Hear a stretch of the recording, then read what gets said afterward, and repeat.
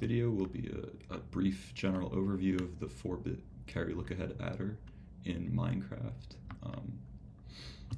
First, I'll just go over the design really quick, and then I'll show a few test cases just to show that it works.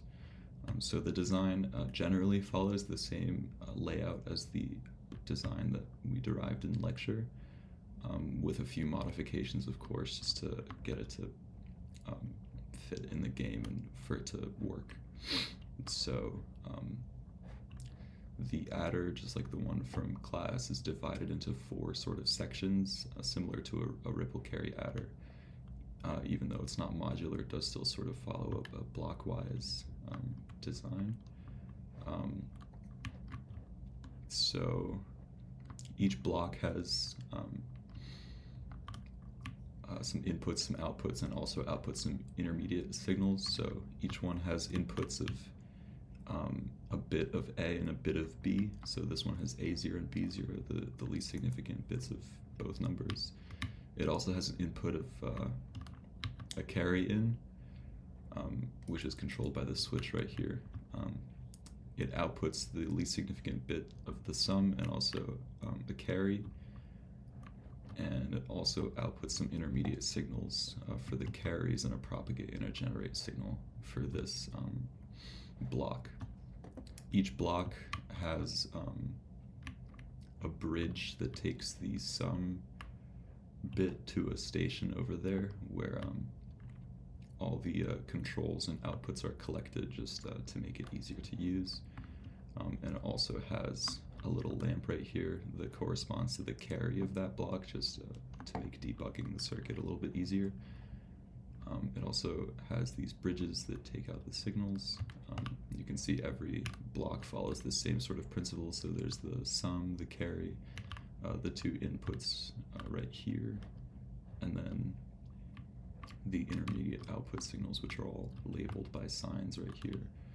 So similar to that one, the carries, the propagate, the generate, really everything that's needed in the calculation for the next section. You can see that the design gets progressively more complicated as it goes. So basically all of these yellow blocks correspond to logic gates. So this, for example, is an XOR.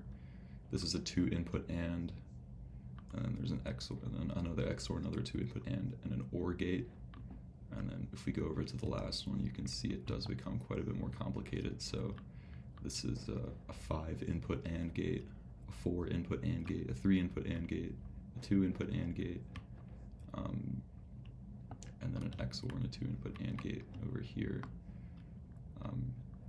It does become a little bit cumbersome to fit everything once we get this far, but the functionality is maintained.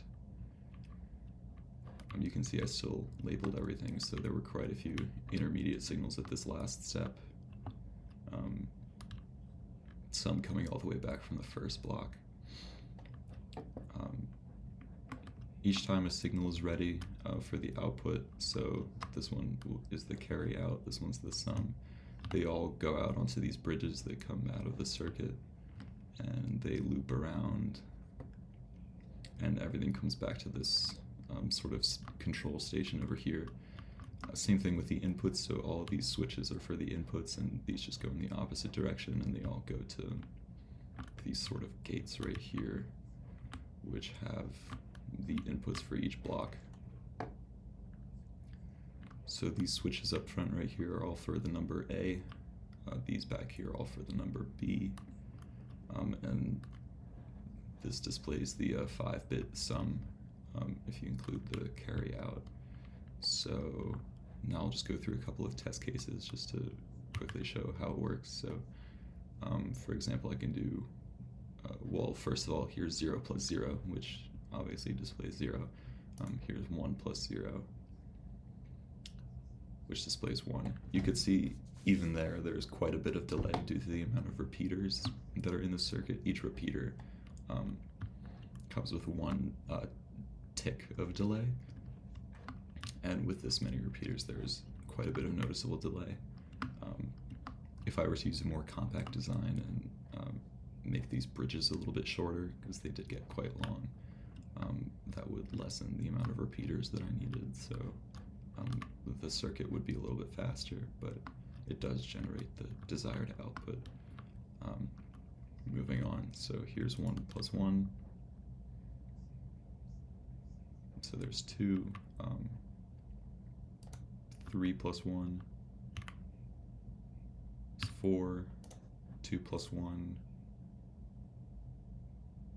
is 3. Try, say, 7 plus 3 is 10. Just to show that all these lights work, I'll try 7 plus 8. And then if I turn on each switch, including the carry in signal,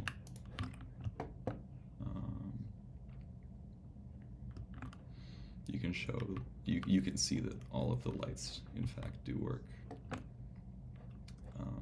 along with each carry signal.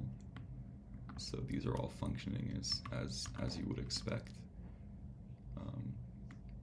But again, there's quite a bit of delay, so if I were to turn each of these off, you can see it's of course not quite instant, and it takes a while to get to where it wants to be.